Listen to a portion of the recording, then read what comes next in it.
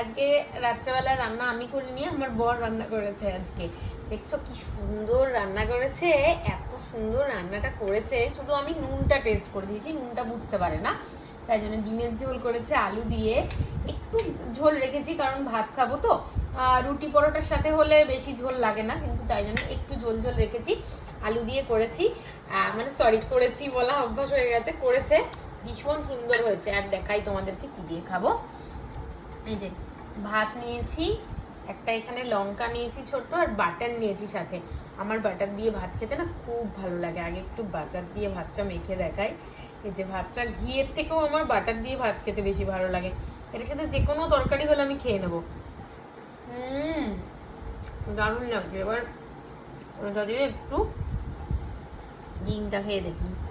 আমি একটু নুন দেখার সময় টেস্ট করেছিলাম, কিন্তু বরের রান্না তো সবসময় একটু স্পেশাল হয়।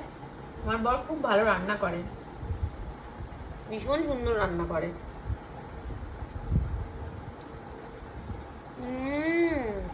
দারুণ হয়েছে, একদম অন্যরকম খেতে হয়েছে।